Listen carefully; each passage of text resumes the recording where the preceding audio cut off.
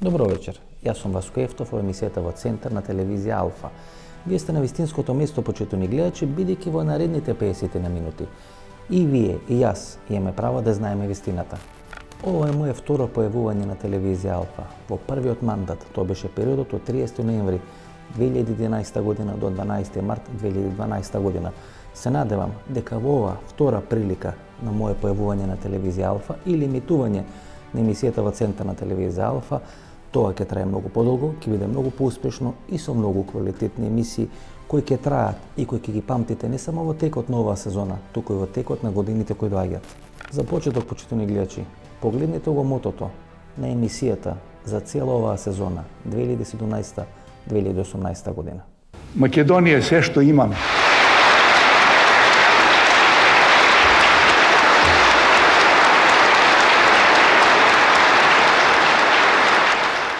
Што сакам да кажам со мотото на емисијата, почитувани гледачи, дека во текот на оваа сезона, а ја се надевам и во сезоните кои ќе следат во наредниот период до крајот на мојата кариера, од тоа што ќе биде кажувано во рамките на емисијата во Центар, не треба да се плашите.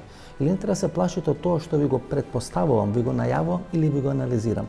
Туку треба да ви биде стран, не само вас, туку и мене. Ако не направиме доволно да ја зачуваме и да ја задржиме Македонија во незините асномски принципи, ако тоа генерација не успееме да го направиме, ќе треба да не биде страм пред самите себе си и пред идните генерации, односно насите внуци и нашите деца. Бидејќи во периодот од 6 години од кога е последен пат емитувана емисијата во Центар на телевизија Алфа, се поминати некаде околу 6 години, мноштво на емисии, мноштво на интервјуа кои беа емитувани во рамки на серијалот емисија во Центар, а можеби публиката која е редовна публика на телевизија Алфа нема погледнато дел од тие интервјуа, значи во оваа емисија која е прва емисија после 6 години која се емитува на телевизија Алфа, мислам на емисијата во Центар, ние ќе направиме една компилација или една ретроспектива на 5 или 6 интервјуа или емисии кои го задржа вашето внимание, или беа евергрен емисии кои на некој начин го обележат целиот тој 6 годишен период на моје отсуство од телевизија Алфа или програмите на телевизија Алфа. Денес Божидар Димитров се однесува како газда, како ага, како паша во Скопје во Република Македонија. Се заканува дека ќе ги менува македонските учебници, ама ајде да видиме како Божидар Димитров помина во интервјуто во емисијата во Центар некаде пред 7-8 години во неговиот кабинет во владата на Република Бугарија. Тргвајте си, ајде. Добро. Тргвајте си. Држиш ми речи и лекции тука. Што се нервира се? Овој предавање. Ма не се, каде ми видя да се нервира? Не викаш како не. Така говоря, бе, човек. Така говориш. Аз ти обяснявам, че нациите биологична категория и ти си говориш некато член на Европската унија. Воопшто има това нещо историјата с Европската унија. Меѓутоа, бидејќи сум прв новинар. Интересно зашто се разбираме. Да, подобро и со србите разговарам и со нив се разбирам. Со хрватите разговарам на македонски и со нив се разбирам. Бидејќи сум прв новинар кој ви доаѓа во кабинетот тука, вие им напишавте, носам еден подарок, вие напишавте книгата 10 лажи на македонизма, кај што негирате македонската нација. Јас вие носам книгата, кој е одговор на таа ваша книга. Книгата се вика Кој е фалсификува историјата и е наменета за вас од Ѓорги Радулов Радуле. А кој е тој? Тој е македонец тука од Бугарија, кој се пише македонец. Но не е историк. И ќе ви ја подарам книгата, после ќе можете. Може ке сватите дека сте во заблуда. Виждате ли колку сте зле? Сега ќе земеш ли книгата? Која книга? Ова што ќе поклони. Германија е. Ајде сад, ма биди болен човечо. Земи ја книга. Чи ми една? Ама ти ја дам и ова. Не, дај ми ништо. Ајде земи ја сад. Ма како да ја прави, кажи ми? Ти ја прочиташ, ќе научиш нешто. Дај на некој българин да му дојде крва во главата. Ќе ја прочиташ, ќе научиш нешто. Ајде. Стига си снимали ти, бе, стига си.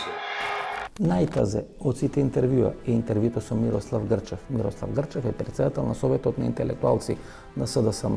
Од интервјуто што го водевме, веројатно ќе се поставите прашањето, ако тој на прво место или председател на Советот на интелектуалци на СДСМ тогаш како би требало да изгледа интервјуто со некој кој не е член на Советот на интелектуалци, меѓутоа погледнете го интервјуто 8 до 10 минути, нема да зажалите. Видите, наслов на колумна, гомна во парламентот, универзитетски професор. Значи гомна во парламентот. Тоа е метафора. Криминалната групација на ВМРО истори куп гомна насред парламентот. Па многу со метафори за еден архитект. Што е пострашно? Многу метафори користите за еден еден пострашно архитект. Да го уништите парламентот, неговата функција, да ја доведете во ризик сувереноста на земјата и територијалната и меѓуетничката хармонија, која веќе не постои, не да ја доведете во ризик, во тешка закана или таа дејност да ја наречете истурење на гомна. Имате, значи, Што е пострашно? на 13 април 2017 година ВМРО никогаш повеќе колумна. Точно. И цитирам, значи повторно, велите мозокот, мислите на човечкиот мозок, иако тежи само 2 до 3% од вкупната телесна маша, тој троши неверојатни 25% од вкупната телесна енергија во мирување. Значи се мисли на човечкиот мозок.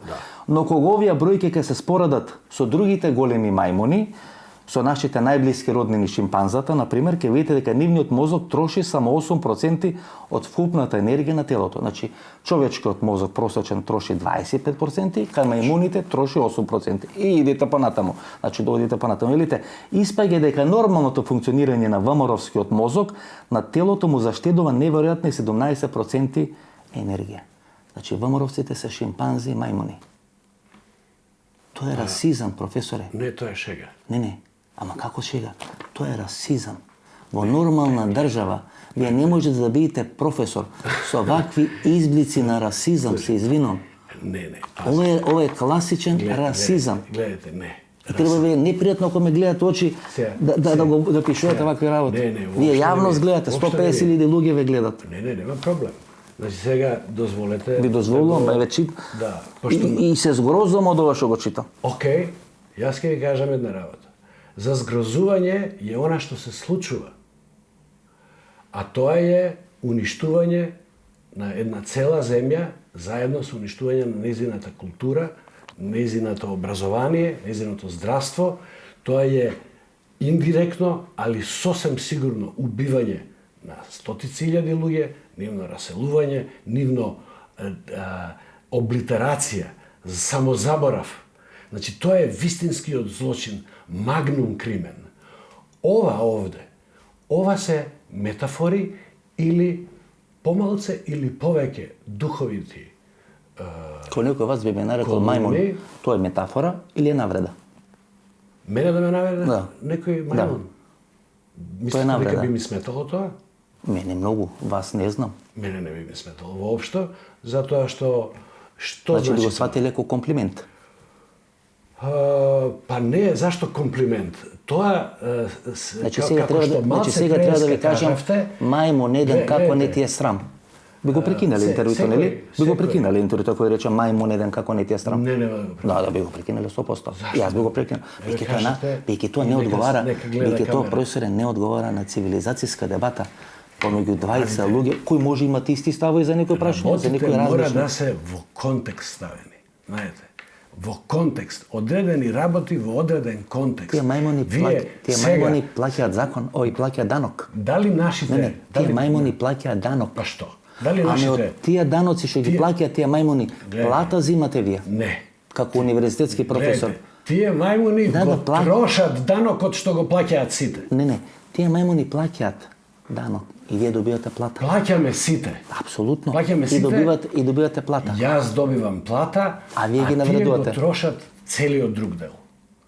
Значи, само платите ги враќаат назад на државните службеници за кои што се потрудија у најголема мерка да бидат клиентизирани под мобинг, под стална функција на субмисивност и на извршителност. И им одат по митинзи, и им излегуваат на протести. Значи, гледате, приказната за овие метафори, дали се тие навредливи? Тоа е вадење од контекст. Ставите го на една страна делото. Господин Грчев. Делото. Значи, чекайте, дали е... Велите, имате многу роднини кои ги подржуваат протестите. Су за Грчева вие сна за брат. Океј. Така? Вивтанис кој харанга помена жената со тоа што напише на Фејсбук дека ги поддржа протестите, дека незиниот син кој ви е внукот брат исто ги поддржа протестите. А право да ви кажам, не пратам. Бранко Тричковски ви е пријател, така? Да. Комуницирате. Еве негов Фејсбук статус, февруари 26 2017 година. Пред 2 минути ми се, и ова е метафора, предпоставам, нели? Пред 2 минути ми се яви Солза Грчева. Целата вознемирена ми вика: Тричко, дали би сакал да ми биде син? Не, и реков. Те молам, Тричко, моите падна во битката за факторизација на Македонија, останав без деца. Тажно, нели видите? И ова е метафора. Гледате до каде оди човечката злоба, до каде оди ниските, до каде одат ниските страсти. Андре Жерновски е наследник на функцијата која стои во Вуале, градоначелник на општина Центар, вие бевте градоначелник во 90-тите години. Исто вели за вашиот внук: ми се јави сини од странство и ми рече: не сум ја крив што ми е мајка. И после одговор на Солза Грчева: мојот син е честит и воспитан човек, не се јавува на хоштаплери, мисли на Андре Жерновски, како тебе. Ти кој со средно влезе во парламентот, па со врски на 35 години дипломираш. Видите, за ова ли говорите? Ова ли е ниво? Не. Вака ли се однесо кон протести, професоре? Протести кои ништо не рушат и ништо не прават. Не, гледайте. Можете ли на тие луѓе да им погледнете во очи? Васко, Можете ли на тие луѓе да им погледнете во очи, професоре? ова би требало да е интервју. Ма еве само цитирам. До сега е само карање. Не, само цитирам. Ама сега треба да ми оставите барем толку просто. А еве ви оставам. Сега не зборувајќи, не сакам да ги уклучувам овие и предпоставувам дека нема да ги пуштате во емисија каде што семејството не влегува во игра. Не, тоа е јавен документ. Не е важно. Тоа е јавен документ, професоре. Контекст на нашиот. Сам да кажам, мојата теза беше поента дека ваши роднини, ваши пријатели, ваши студенти се на тие протести и немате право да ги навредувате. Може би имате право да ги навредувате, но тоаш не заслужувате да им бидете професор, роднина и пријател, бидејќи тоа не е ниво на комуникација помеѓу нормални луѓе. Моите колумни имаат и порака, меѓутоа се литературна форма. Тие се литературна форма. Ја не сум новинар, ниту сум професионален, не знам, политиколог, политички аналитичар. Моите колумни се мои рефлексии на случувања актуелни и така натаму. Она што е содржината на колумната е прашање на муабет, меѓутоа незината форма, тоа е литературна форма. Сите ова што вие ги нарекувате навреди или некултурни, тоа се метафори. Можеме да зборуваме за вистинската порака, а тоа се обидувам јас да ви ја кажам, дека е комплетно, чекајте само завршам, комплетно е вон памет да вие во ситуација кога некој силува жртва и жртвата го нарекува со зборови и вие да ја кажете: ама те молам, каква е ова некултурна употреба на зборови? Грчев, Ние сме жртви на режим. зборот убива. Ние сме жртви на режим. Како што убива куршум. Значи таа формулација, таа флоскула дека зборот убива. Зборот убива? Да, апсолутно. Куршумот убива? Не, и зборот убива. Не. Значи никогаш куршумот не претходни на зборот. Секогаш е зборот прв. Зборот убива. Океј. Зборот навредува. Сакам да зборот речем, омаловажува. Ова Значи, овде, и ова интервју, според зборовите што ние ги кажуваме, пазите, ова е милион пати и ова пострашно. интервју Понавредливо. е исти дух на колумните. Не е навреда, Има две не е Македонии. навреда. Супериорната, вашата Македонија и она идиотска, мајмунска или хоштаплерска, како го нарекувате, која протестира. Гледайте. Тоа е лајт мотивот на се она што го пишувате. Тоа е расизам. Лајт мотивот. Тоа е расизам. Јас пишувам за расизмот. Да, тоа е расизам. Не е расизам она што јас го пишувам. Јас го пишувам од позиција на жртва. Што сте вие жртва?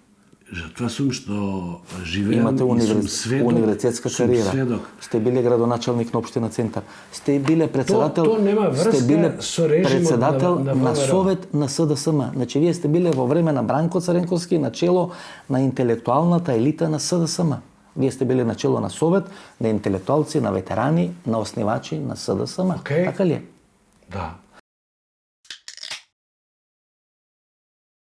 Муса Ламалари, првиот човек на албанската диаспора, за неговите врски, неговата улога во одредени протести во Скопје поврзани со Монструм, денес е тоа многу актуелно, посебно после сите тие перипетии кои минатата недела се направија во врска со Монструм, за албанските гласови, поддршката на Зоран Заев, но да не должам. 6 минути интервју со Муса Ламалари. Кој е Муса Ламалари? Па, Муса е роден во Скопје. За кого работи Муса? Муса работи за себе Само за себе, сигурни и сте? за фамилијата. За некоја служба? Не, апсолутно не. Ова се видео снимки од протестите Монструм 2014 година. На тие видео снимки кои ќе ги презентираме почитани гледачи, вие јасно може да го видите господинот Муса Ламалари како се наоѓаат тие први борбени редови. И тука се поставува прашањето дали тоа го прави само иницијативно или некој му има дадена таква задача. Police force, an army force here is against Albanian people who are from here, from this Овие снимки ги знаете, претпоставам. Овие снимки, Така? Овие се 2012 година протести за Монструм. да. Вие ги организиравте? 2012 јас не сум бил тука, сум бил во Лондон, јас ги поддржував. И ден денеска стојат. И 2012, 2013, 2014. Само да ти кажам дека 2012 јас не сум бил тука, сум бил во Лондон. Од Лондон јас сум ги поддржувал сите протести кои се поврзани. А 2014 Ние ќе ве покажеме на А видео. 2014 јас сум бил тука и на првиот протест и на другиот. На другиот протест излегов да правам некаков ред со албанците што ги познав, да не дојде до некој судир. Кој ви рече да Не, никој, сами од себе. Беше Рамазан, знам дека. Беше Рамазан, е сакав. Секој петок беше луѓето после Да, јас тоа немав намера да излегувам, али од таа првата демонстрација што беше, Вие бевте поранешен оџа. Да, бев поранешен оџа, ме знаат мене овде во Скопје, бев поранешен оџа. Бевте и Болчишта. И во Јаболчишта, и во Хаџи Јунус, и сум дел на исламската држава, и уште сум имам со декрет. Сега победи СДСМ. Велат пари се носеле. Не знаме дека победи СДСМ ќе земал сите гласи во село Јаболчишто или во тој крај на Македонија. Британските служби учествували во овие протести Монструм? Не, апсолутно не. Ги организирали? Не. Ви реколи да се појавите? Не, апсолутно не. Колку гласови му донесовте на Заев, вие лично? Јас лично? Да. Јас господинот Заев го ценам. Добро, тоа знаеме. И тоа што сум го рекол, дека во некој средини господинот Заев се гледа како спасител и така испадна. И колку гласови му донесовте? Па јас не рекам дека јас не можам зашто ние не излеговме на избори. Па добро, вие носевте камиони, автобуси. Не, апсолутно. Да носевме ние. Да имавме договор со господинот Зоран Заев. Колку ќе му донесевте? Че победеше, че имаше повеќе од 6 пратеници. Па нели таму автобуси беа застанувани? Еве сега им велам јас на ВМРО-овците. Ако сакат тие нови избори дека албанците нема да гласат за господинот Заев, ако сака таква игра, нека го проба. Мислите дека албанците повеќе гласа за Повеќе. Повеќе ќе гласат. Па тога СДСМ нема да биде СДСМ, ќе биде ЛДСМ. Ќе биде албанска партија. Албанска политичка партија. Еве на пример таа интересна теза која кажувате дека албанците гласаат или сака да гласа СДСМ. И знаете ли резултатите од изборите во Берн? Тама е најголемата албанска диаспора.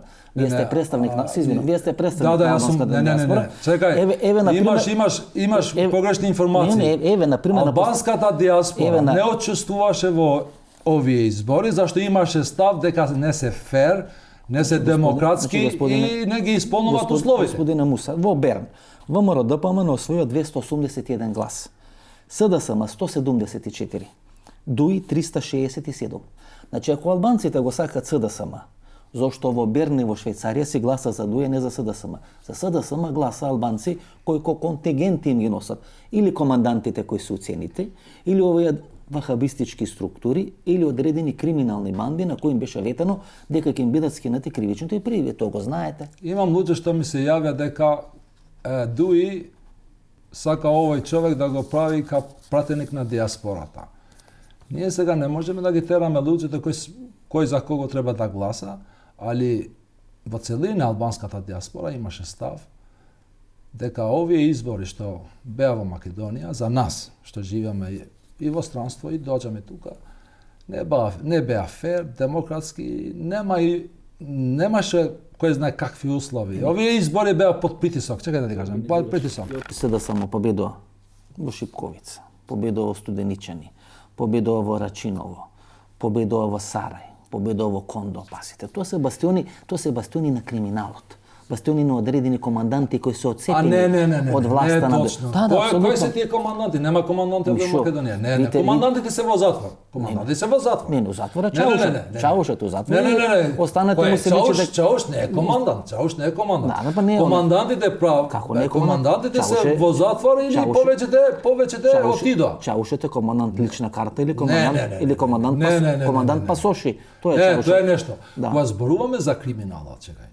Ако зборуваме за криминалот, тоа е нешто друго. Значи сите криминални... Чекај. Ако зборуваме криминалот, знаеш кој го држи криминалот? И исламистички радикални структури. Гласал се да се Чаир, например. Не, апсолутно. Ама вие сте свесни. Значи пред ваши очи, пред мои очи, пред наши очи се свара бастиони радикални во Чаир. Апсолутно не. Јас ако зборувам за криминалот, има многу книги да ти кажам за криминалот. Господин Муса, зашто не сте фер? 2014 учествувате на протести, така? Да. Велите да ги држите под контрола. Да. Кои институции беа нападнати 2014? Владата на Република Македонија? Не беа, не. Да, владата на Република Македонија, седиштето на Дуи во Чаир, Општина Чаир и седиштето на Дуи во Мала Речица. Значи точно се гледа, се пикира, се гледа кои се целите на нападите. Чекај сега. 2014 после тоа дека не може да манипулира ни СДСМ, ни ВМРО, ни ДУИ со гневот на граѓаните на Република Македонија, зашто ние сите веруваме дека луѓето се невини во затвор со случајот Монструм. Како бе, господине Муса, све е манипулирано кога се албанците упрашање? Како нешто не е манипулирано? Не велам. Ама видите, пописот манипулиран, Монструм манипулиран, ова манипулирано. Кој ти рекол? Чекај. Јас зборувам сега за случајот Монструм. Јас ги гледам луѓето во очи како ти гледам тебе. Муса. Ако има докази, целиот случај и во правосудството и со законите беа изманипулирани. И сега, јас прашувам прашање, зашто господинот Заев не ја достави таа бомба прва, да ја знаеме целата вистина, како е целиот случај изманипулиран. Кога самиот, ако има некој доказ, нека го докажува, али не да профитира од тоа.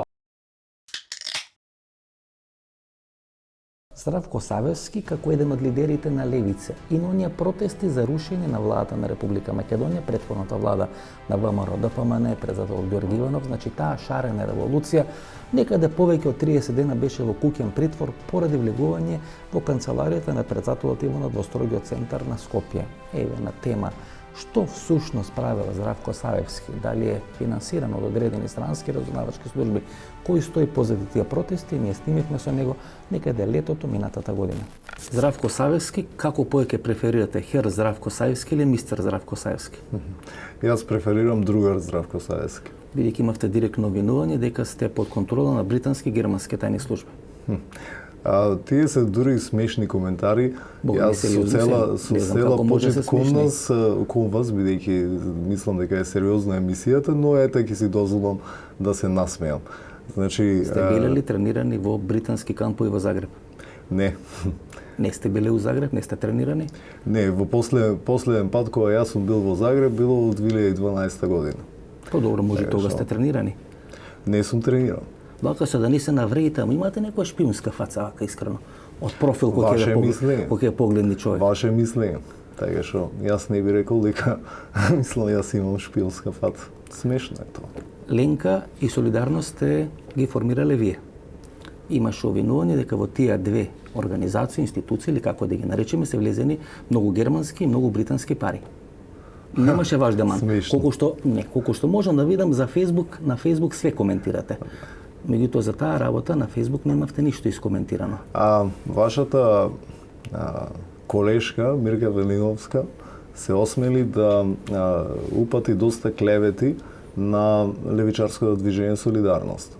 За тие клевети јавно искажан збор е сериозна работа. Вие сте основач на Солидарност? сте били основач на Солидарност? Или јас бев еден од основачите на Солидарност. Беше дадена адреса дека да, и само да докажам. Значи, господјата Мирка Велиновска кажа доста клевети, мислам дури смешни беа, мислам дури толку ефтино површно истражување, дури и за нејзе претерано да речеме.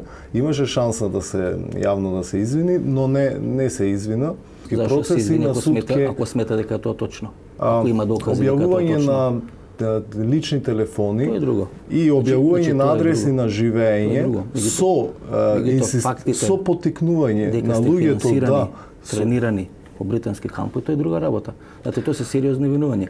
Вака, видите, значи обвинување, кога кажувате таква некоја работа, а при тоа немате доказ. Одредени искази дека протестите биле подготвувани и пред неговата аболиција. Јас ви сум гостин во емисија, значи слушнете ме мене. Повелете, најдете докази каде ние сме биле тренирани во некои кампови, изнесете ги јавно тие докази и тоаш можете да утврдите ова. Ако не можете да најдете такви докази, кога јас ќе ви кажам дека нема такво нешто, вие треба да го земите тоа здраво за готово. Ништо не земам здраво за готово. Јас за разлика од обезбедувањето на Никола Груевски, ние не сме некои набилдани фаци. Како што можете да видите на камери, јас не сум некој човек кој е набилдан и трениран и не знам што. Дали по солидарност, ние сме учеле да протестираме. Сте добивале пари од фондацијата Роза Луксембург Штифтунг. Дали ви се префрлани пари? Точно. Дали врзба за тие на проекти. Дали врзба, а што подразбира проекти? Правење протести и рушење на влади во одредени држави? Не.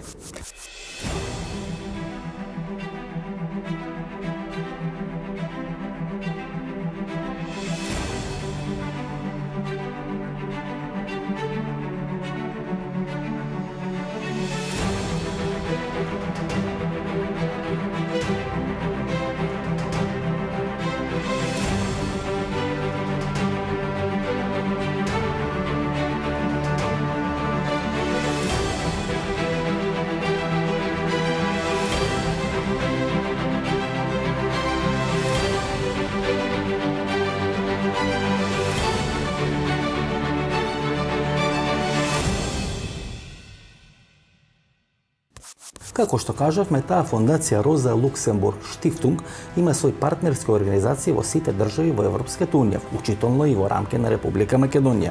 Партнерски организации на Роза Луксембург Штифтунг во рамки на Република Македонија се Ленка и посебно Солидарност, односно тоа се групации во чие формирање на одреден начин учествувал и господинот Здравко Саевски. Еве само дел од проектите кои се финансирани во текот на минатата и во текот на оваа година од страна таа германска фондација. На 17.2.2016 година го финансирале делото или проектот обезвреднување на трудот, втор дел или анализа на трудовото правна легислатива по периодот 2010 пазете 2014 година. На 17.11.2015 година, значи минатата година, го финансирале делото или трудот здравјето како право и како услуга. Тоа е многу битно за германците да го финансират, здравјето како право и како услуга во рамки на Република Македонија. На 16.6.2015 година финансирале одредено дело пишано на албански, автори Мари Глендемири и Здравко Саевски. За ова дело Здравко Саевски подоцна во емисијата ќе призна дека добил пари и од Сорос. На 26.2.2015 година го финансирале трудот или делото Богатството и сиромаштијата во Република Македонија, повторно автор Здравко Саевски. На 26.2.2015 година финансирано делото Политиките на пазарот на труд и сиромаштија во рамки на Република Македонија, автор Марија Башевска. Сите овие лица, чии дела се финансирани, се во првите борбени редови на таа шарена револуција. Знаете, тука се постава прашањето. Или се они наивни, или сме ние наивни, или се германците наивни, да финансират одредени дела кои не им се интересни ниту на македонските гледачи, а им се интересни на германските гласачи кои дават своји пари.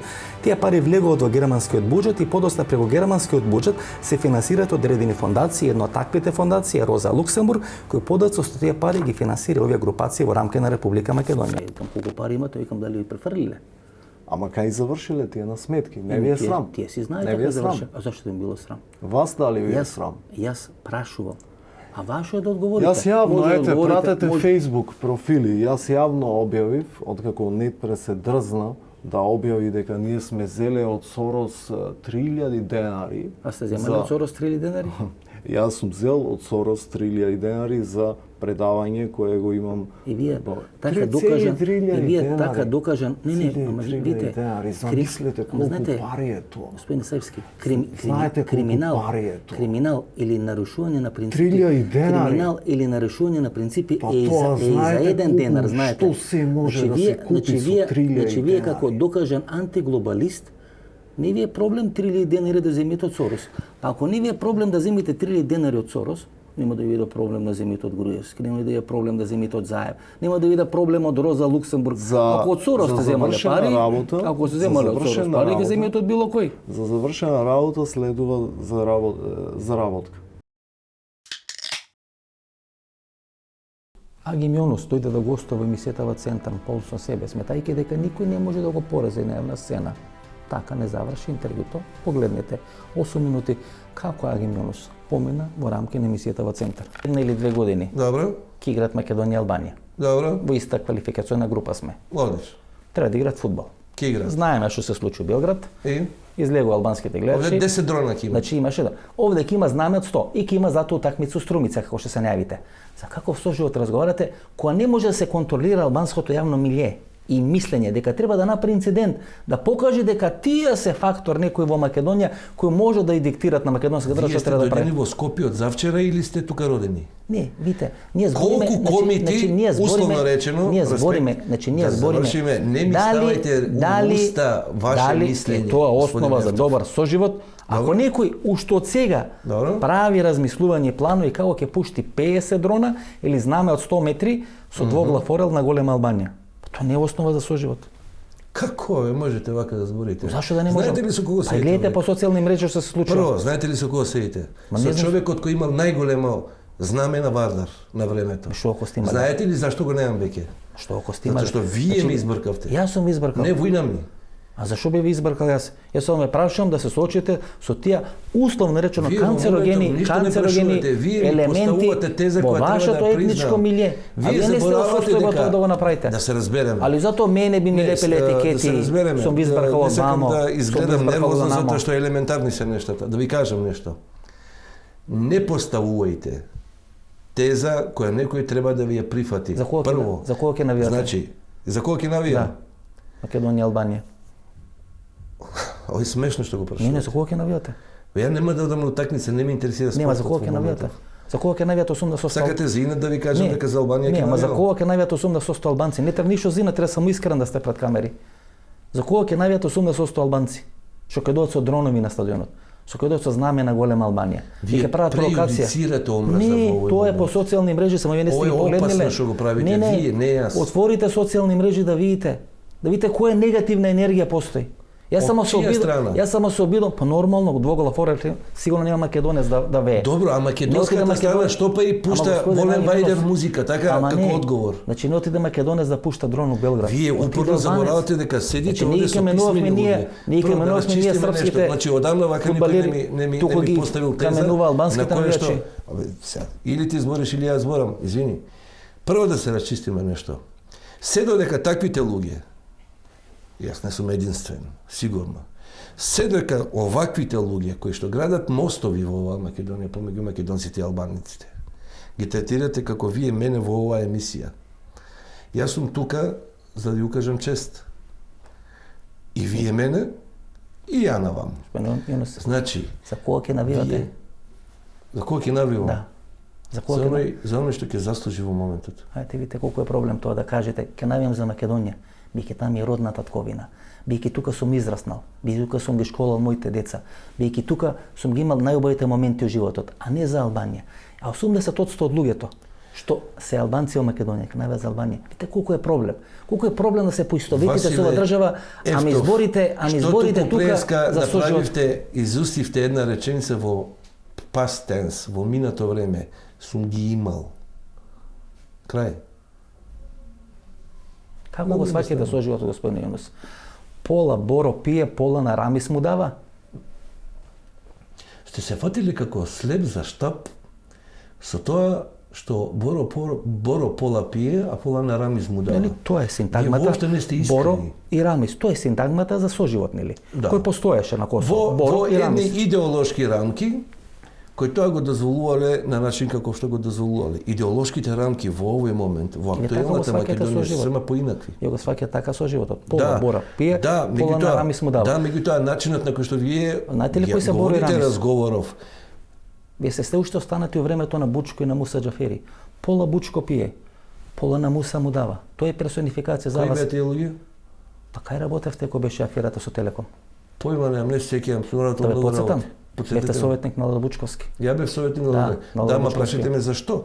По време кога беше аферата со Во Телеком и делењето на парите Оф, помеѓу модерните права се. Боро и Рамис, вие бевте во кабинетот и бевте главен советник на Бучковски. Од тоа ли са ќе се криете? Тоа се жалосно е како новинар да не си толку добро информиран. Ја бев портпарол на Владо. Одлично. Бевте избор на Владо Бучковски. Да. Каде завршивте? So what? Каде завршивте после таа афера? Завршив како директор на ЕВН. Кој Евана? Бомбона бизнисот. Што го прави Радмила Шекеринска и Владо Бучковски. Така ли го сваќате соживот, господине Јунус? Абе мешаш баби и жаби вече. Не, туку соживотот го сваќате до последното евро. Тука е проблемот. Најголемиот проблем знаеш ли кој е? Што кога ќе гледате емисија ќе ме прашат што клинац бараше кај вас кој ефтав во емисија. Па види, ако победевте, ќе ви рече честито. Вака сако ве газам во интервјуто, ќе ве праша што баравте таму. Али во секој случај убаво е, али немојте ме молам ова да го сечете. Зашто да го сечам? Баш ќе Тоа што пуштам луѓето све. ќе ме прашат кој ѓавол беше? Што бараше бе таму? Не, баш ќе пуштам све. За да видиме во какви лажни светои ние живееме. Ние живееме у светој во Босна и Херцеговина. Предовме во лично. Пред 20 години, знаете. Во лично. Нема лично. Вие многу добро Вие немате знаете, лична господине функција. Ефтов, Вие имате службена и државна функција. Господини, Да. вака сега. Значи, док сме били другови, били сме веќе господа. Значи, вие преоѓате во некои лични води. Не, Во делот на личните води, подполна морална, материјална, кривична одговорност. И она кога знае цела Македонија, веројатно ќе ја гледа. Вие може само чирек да ми бидете во ширењето на братството и единството, така наречено. Не, Аги Минус, подполна морална, материјална и кривична одговорност. Јас признам дека може да бидам чирак во бомбона бизнисите што ги правите со Владо Бучковски. Јас? Апсолутно. Затоа и завршивте во Евана како главен советник. Освен да се смеам на ова, не знам што да завршивте пред 2 минути, тоа го кажавте. Што кажав? Па дека сте завршиле во Евана. Да. Зарем логично портпарол на влада и најголем советник на Владо Бучковски, после продажбата на електростопанство да заврши таму. Жалосно е ова што го правите во емисија. Ама жалосно е тоа што го направивте. Тоа е судир на интереси. И вие ќе ми Ова зборите. преде во Монти Пајтон шоу. И вие ќе ми зборите мене за соживот. Па вие соживотот го сваќате како борба до последно евро. Тука е проблемот. Васо, извини што се обраќам на овој начин. Знаеш, јас многу добро знам што е медиум. Јас многу добро знам што значи хайлайт на новина која ја продава новината.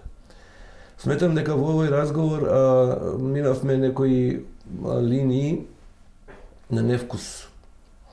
Како прво. Од кога вистината стана невкус?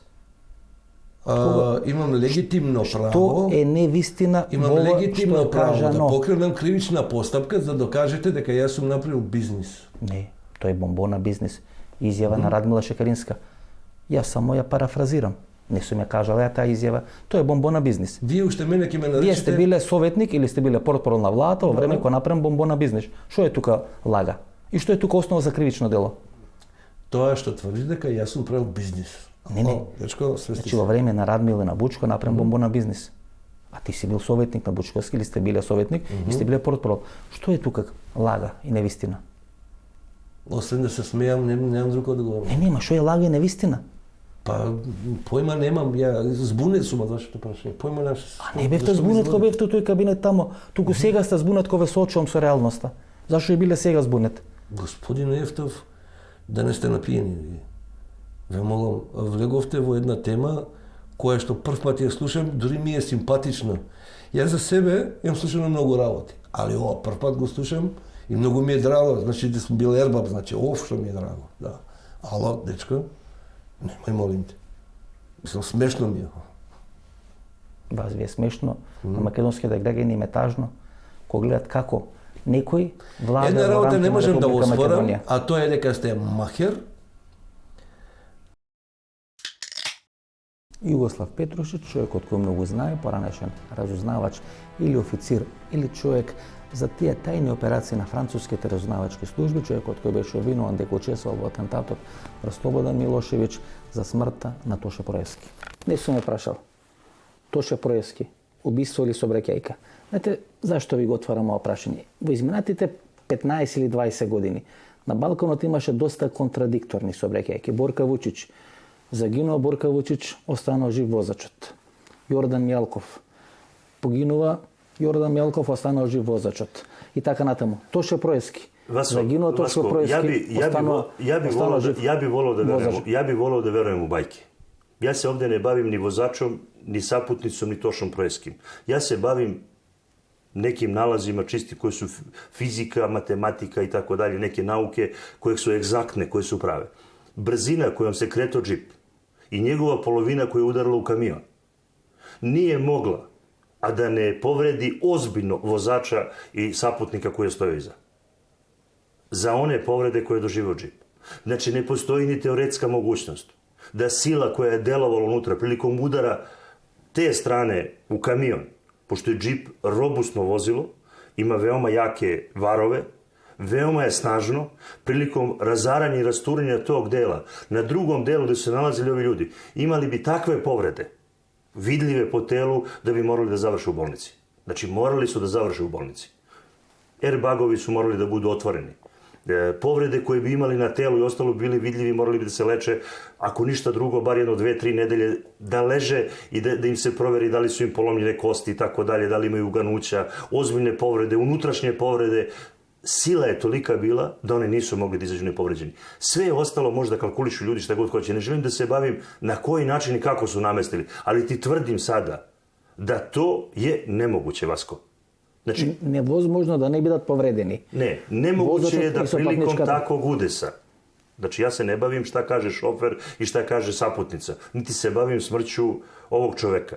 Ja kažem da je nemoguće fizički da automobil takvog gabarita, takve snage, doživi takav šok i takav udarac, da ljudi ne budu povređeni u njemu. Sa druge strane, nema veze što je ova polovina bila povređena.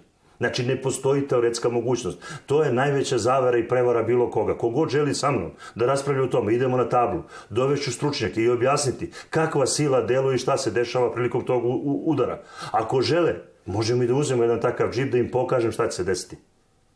I da im pokažem šta će se desiti sa ljudima u džipu. I samo na taj način, možda odglednaš sve sumnje, da se radilo o ubistvu, Vasko. Koji su razlozi, motivi, ja ne zalazim u to. Niti želim da zalazim, niti me to interesuje mnogo. Ja samo znam da ljudi koji pričaju o tome, pričaju ko šarlatani. I da niko nije hteo da uzme naučno da kaže šta se dešava prilikom tog udesa. Naučno, Vasko. Ne o ljudima unutra. Šta se dešava sa materijalima koji se udaraju, odnosno razaranje tog materijala na džipu i ono što je ostalo od ljudi sa strane, šta bi se dešavalo s njima. Znači, ako ima kamion во кој удара джип со некоја брзина 140, 150 km на сат, кај што едниот дел од джипот Да, ali puta njegova težina, Vasko, nije to samo brzina. Džip ima svoju težinu, koja je oko 2-2,5 tone, koliko se ja dobro sećam da taj džip ima, možda i 3 tone. Njegova težina puta brzina. I plus. Kamion je gotovo stacionaran. Inercijata od udarot. Kamion je gotovo stacionaran, se polako kreto. To se proračuna jako brzo, Vasko, ti ne trebaš da budeš tu neki ekspert. Tu se brzo proračunava i na osnovu oštećenja, materijala koje imaš, ti zaključuješ šta se desilo u njemu, Vasko. Ne baviš se ti drugim stvarima, pusti te druge stvari, slažem. Igo, nema vozačot. Pa, nema ničega, Vasko. Ne na kamionot. Ne samo na kamion, nema hitne pomoći kad je došla. Pa kako mogu ti ljudi koji su imali udes? Pa morala je žena da padne u nesvest. Od toga kad je videla da je ovaj mrtav. Pa znaš i kako je to razaranje ako je ta prednja strana njemu došla? Pa on je morao da ima smrskanu čitavu prvu stranu. On je morao prilikom te brzine, čovjek, nebitno kako se on zove, prilikom naleta, brzina puta ubrzanja, odnosno težina vozila na prednjem sedištu, gdje je smrskana ta strana, znaš šta bi bilo njegovo telo? Znaš na šta bi ličilo njegovo telo?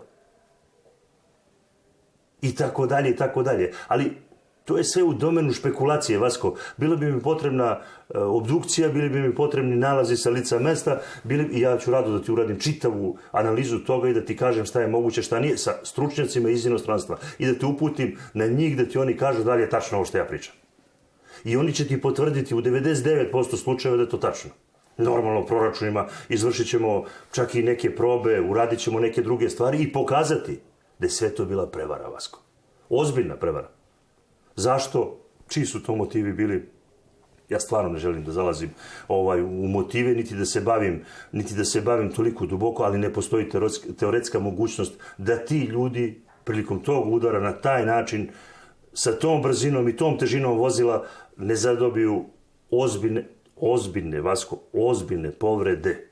Pri tome da nemaju ozbiljne psihičke povrede posle toga. Ljudi koji su gledali jedan takav udes morali bi da se leče kod psihologa. Nemoj zaboraviti, ljudi koji su doživjeli takvu traumu, to je jedna od mnogo ozbiljnih trauma, Vasko. Nisu to profesionalci. Nemoj zaboraviti da to nisu profesionalci, da ti ljudi ozbiljne posljedice bi nosile posle toga. I ozbiljno bi se ponašali posle toga. Ne bi to baš tako bilo ko što ljudi pričaju, ali i želeo bih da pozdravim sve moje prijatelje, gledalce koji gledaju i tebi hvala još jedan put što sam bio tvoj gost. Više zadovoljstvo. И останавме должни, тоа ќе го оставиме за следната емисија, реконструкција на атентатот врз Киро Глигоров. 2 години го договараме. To će mi biti najveće zadovoljstvo iz jednog prostog razloga. И тоа рековме ќе направиме на воен полигон за да можат луѓето да видат што де факто се случи тамо некаде 95-та година, 4. Zato što njegove povrede ukazuju da jedna od eksplozija je bila van automobila. Дека од неколку Tako je. Znači, sa nekoliko mesta su pripremane slabijeg intenziteta i da povrede koje su nastale na njemu, odnosno sve što se dešavalo kod njega se desilo na jedan sasvim drugačiji način. Između ostalog, ja sam bio i za to optužen. Следната емисија ќе разговараме на таа тема. Hvala ti, Vasko, još jedan put i želim ti srećan put. Hvala. Ова беше првата или компилацијската емисија со која ние повторно се враќаме на програмите на телевизија Алфа. Премиерната емисија или ексклузивната емисија со нови анализи на политичките случувања во рамки на Република Македонија или со нови интервјуа со одредени интересни личности, значи таа премиерна емисија ќе биде емитувана на 22 октомври од 21 часот и 45 минути. Бидејќи на 15 октомври е првиот круг на локалните избори, ние нема да имаме емисија, значи ќе паузираме една недела и повторно се дружиме со премиерното издање на емисијата во Центар на 22 октомври, недела во 21 часот и 45 минути. Јас ви посакувам пријатна вечер, почитувани гледачи, мирна последна изборна недела пред локалните избори, мирни избори и се гледаме на 22 октомври. Пријатно вечер, Македонијо, каде и да си.